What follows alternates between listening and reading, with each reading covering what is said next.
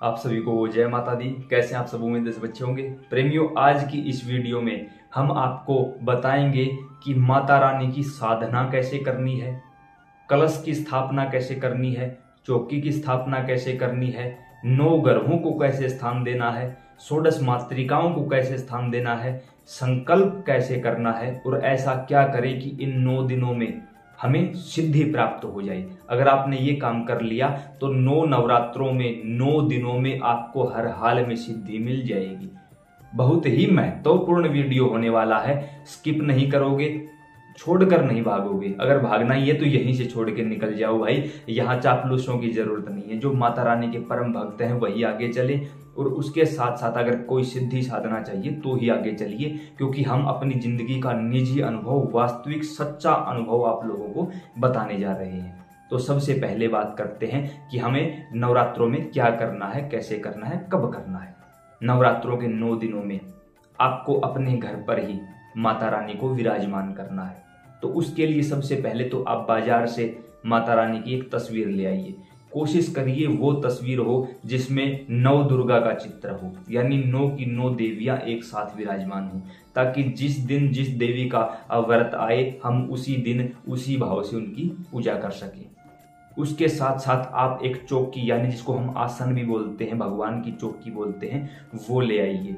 वो नहीं है तो अपने पूजा स्थान पर ईंटें रख लीजिए। ईंटें तो जानते होंगे, 3 ईंट पीछे 3 आगे, 6 ईंट हो जाएंगी। अच्छा खासा स्थान मिल जाएगा आपको। उसके ऊपर लाल कपड़ा बिछा लीजिए। उसके ऊपर माता रानी की उस फोटो को विराजमान करिए।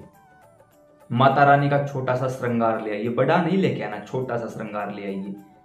एक दिया जलाना है, वो आप मिट्टी का दिया भी ले सकते हो, वो आप जो बाजार से पीतल के दिए आते हैं वो भी ला सकते हो। देसी घी का दिया जलाया जाएगा। प्रेमियों, कोशिश करूंगा कि एक एक सवाल का साथ के साथ जवाब देता चलूं। फिर भी अगर कोई सवाल रह जाए तो नीचे कमेंट बॉक्स में आप पूछ सकते हो, कोशिश करेंगे उस पर भी वीडियो बना दी जाए। दिया रख लिया, मिट्टी का हो या पीतल का हो। उसके बाद जो स्थान बचा हुआ है उस पर आपको कलश स्थापना करनी है, 9 ग्रहों को स्थान देना है, 16 मातृकाओं को स्थान देना है। लेकिन उससे पहले आपको गणेश भगवान को स्थान देना होगा। उसके लिए क्या करें, थोड़े से चावल रखिए, एक सुपारी लेकर उसके ऊपर तिलक करिए। इस उंगली के माध्यम से रोली का, कुमकुम का तिलक करिए, और छोटा सा मोली का कपड़ा, जैसे छोटा सा टुकड़ा उसके ऊपर रख दीजिए। हमारे गणेश भगवान विराजमान हो चुके हैं। अब आपको सबसे पहले दीपक जलाना है, क्योंकि अग्नि को साक्षी मानकर, दीपक को साक्षी मानकर हम इस प्रक्रिया को आगे बढ़ाएंगे। दीपक जलाई, उस समय माचिस की तिल्ली जलाई, माचिस रख दीजिए। दूसरे हाथ में तुरंत जो छोटी सी घंटी होती है उठा लीजिए, घंटी बजती रहे। जब तक घंटी नहीं बजेगी दीपक स्वीकार नहीं होगा। घंटी बजती रहे, एक हाथ से तिल्ली जलाकर दीपक को प्रज्वलित करिए। दीपक के अंदर पहले से ही घी डालकर रखिए। अब आपको अखंड जोत चलानी है तो आप अपने तरीके का दीपक लीजिए। ये लगे कि जब तक पूजा करूं तब तक चलनी चाहिए तो आप ये काम भी कर सकते हो। दोनों में से जो भी ठीक लगे वो कर सकते हो। दीपक जलाते समय माता रानी का कोई भी नाम या कोई भी मंत्र आप जानते हो तो वो आप पढ़ सकते हो, गा सकते हो, बोल सकते हो। उसके बाद सारा 1 ही मिनट का तो काम है। उसके बाद घंटी को रख दीजिए। दीपक जल चुका है, दीपक की साक्षी में आप ये सभी काम करोगे। अब क्या करना है, सबसे पहले हमें कलश की स्थापना करनी है। कलश का मतलब लोटा। लोटे के अंदर जल डाल लीजिए, उसमें थोड़ा सा गंगा जल डाल लीजिए। उसके अंदर थोड़े से चावल, थोड़ी सी कुमकुम, थोड़ी सी हल्दी, थोड़ी सी रोली डाल लीजिए। कुमकुम या रोली दोनों में से कोई भी एक चीज मिले वो डाल लीजिए। 1 रुपए का सिक्का डाल लीजिए। 2 लौंग, 2 इलायची डाल लीजिए उसी के अंदर। और उसके अंदर 5 पत्तियां, 7 या 9 पत्तियां आम की रख लीजिए। एक छोटी सी कोई कटोरी या छोटी सी प्लेट ले लीजिए जो उसके ऊपर रख सको। कोशिश करना कटोरी रखी जाए, क्योंकि प्लेट रखोगे तो पत्तियां टूटने का भय रहता है। छोटी सी कटोरी रख लीजिए। कटोरी के ऊपर थोड़े से चावल डाल दीजिए, उसमें थोड़ी सी रोली डाल दीजिए। जहां आपने चौकी लगाई है वहां नीचे थोड़े से चावल रख दीजिए, उसके ऊपर थोड़ी सी रोली डाल दीजिए और उसके ऊपर इस कलश को रख दीजिए। अब आपने देखा होगा कि बाजार से, दुकानों से हमें नारियल मिल जाता है माता का। नारियल के ऊपर छोटी सी चुनरी लपेटी हुए होते हैं, वो नारियल लाना है। दुकानदार को बोल देना कि माता की चौकी पर विराजमान करना है, वो अपने हिसाब से दे देंगे आपको। उसके अंदर 11 या 21 रुपए आपको जरूर रखने हैं, क्योंकि दक्षिणा के बगैर कभी भी कोई भी धर्म कार्य पूरा माना ही नहीं जाता। रख दीजिए अपने आसन पर, अपने स्थान पर। उसके बाद आपको 9 ग्रहों को स्थान देना है, क्योंकि हमारी जिंदगी में ग्रहों का बहुत ज्यादा प्रभाव पड़ता है। 9 ग्रह होते हैं, उनको स्थान देना होता है। उसके लिए थोड़े से चावल लीजिए, 9 जगहों पर चावल रख दीजिए, बिल्कुल थोड़े थोड़े। आप अपनी चौकी के हिसाब से एडजस्ट करिए उनको।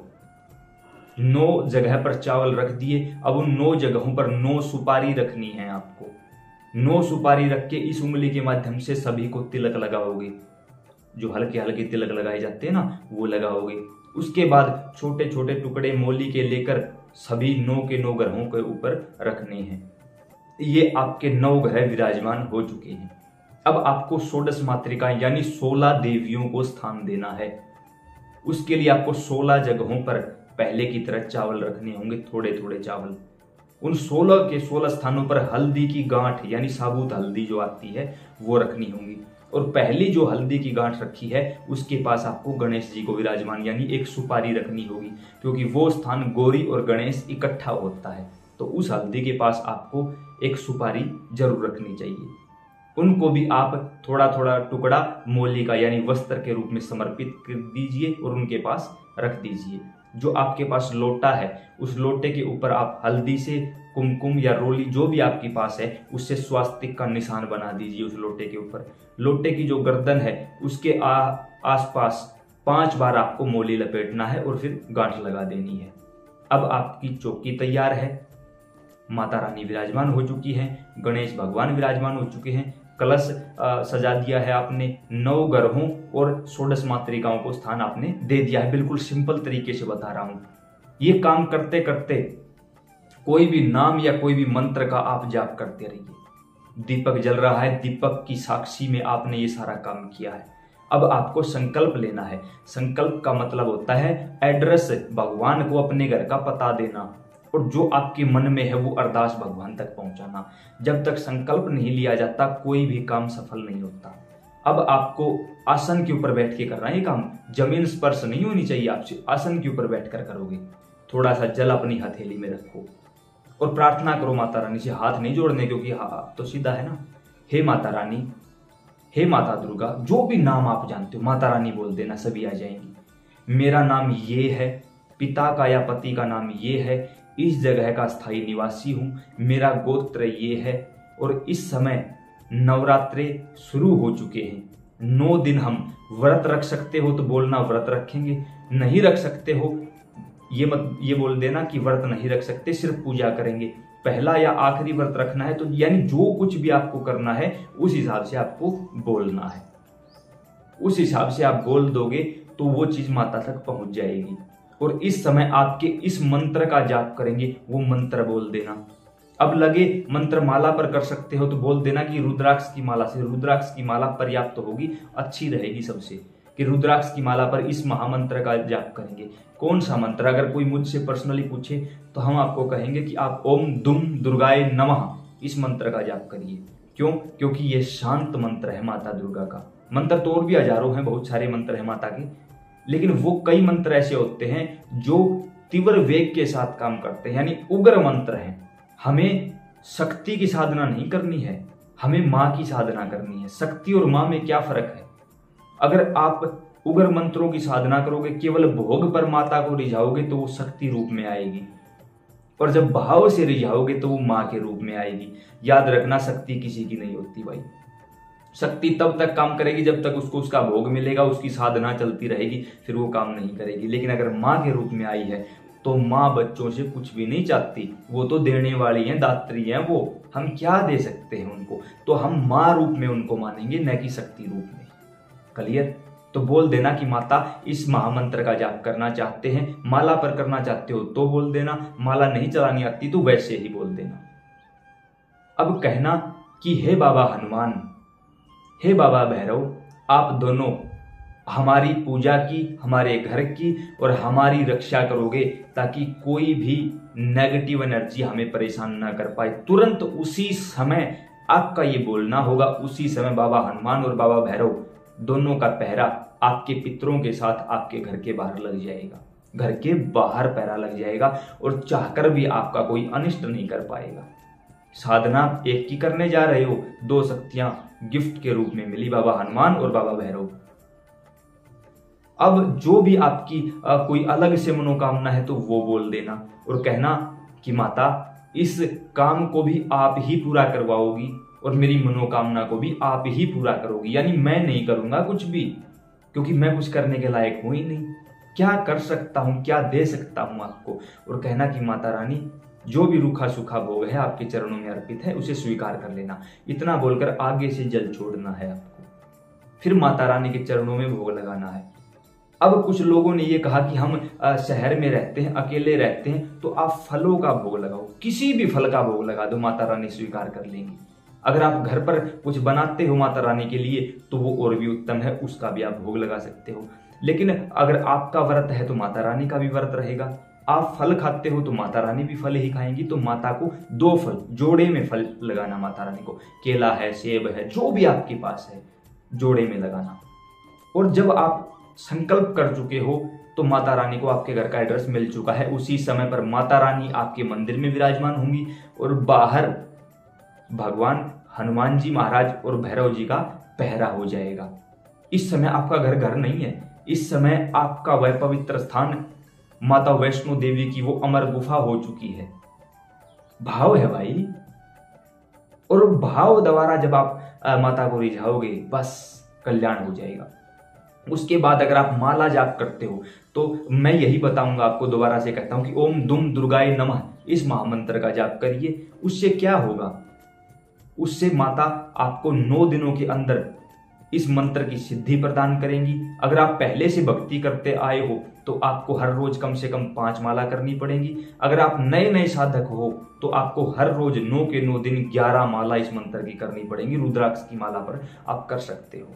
इन 9 दिनों के अंदर आपको सिद्धि भी मिलेगी, शक्ति भी मिलेगी। पुराने साधक हो तो आपकी थर्ड आई, जिसको आज्ञा चक्र बोलते हैं, वो भी जागृत हो जाएगा। आपकी भावना मजबूत है तो इन 9 दिनों में जब प्रार्थना करके सोओगे तो माता रानी सौपन में भी दर्शन देंगी और आपका कल्याण करेंगी। उसके साथ जब पारण का समय हो, यानी 9 दिनों तक साधना चलेगी। आप किसी दिन व्रत खोलो ना खोलो, लेकिन 9 दिनों तक कंटिन्यू साधना चलेगी। 10वें दिन आप इनका पारण कर सकते हो। आपके यहाँ जैसे भी पारण होता है, जैसे भी कन्याओं का भोग होता है, आप अष्टमी को भोग देते हो, नवमी को देते हो, आप अपने तरीके से देते रहिए, कोई दिक्कत नहीं होगी। आप जिस जगह से भी हो ना, वहां किसी से पूछ लीजिए कि हमारे यहाँ कैसा विधान है, उसी के अनुसार करिए। क्योंकि मैं यहाँ अपनी बातें आप लोगों पर थोपने नहीं आया हूँ, आपको आपके ही तरीके से माता से मिलाने का एक छोटा सा संकल्प लेके आया हूँ।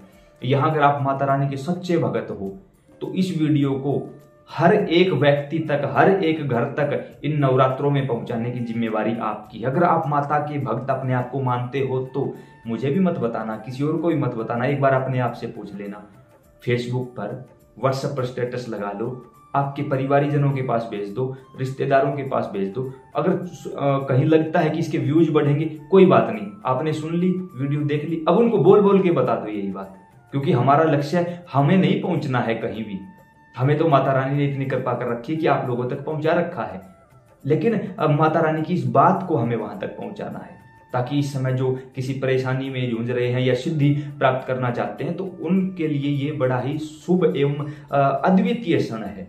तो कृपा होगी माता रानी की, शीघ्र अतिशीघ्र इन 9 दिनों के अंदर साधना 9 दिन चलेगी भाई आपकी, ये बात याद रख लेना। विसर्जन 10वें दिन होगा। तो उम्मीद करता हूं ये जानकारी समझ और पसंद आई होगी। अन्य प्रेमियों को भी जरूर सुनाइएगा। जय माता दी।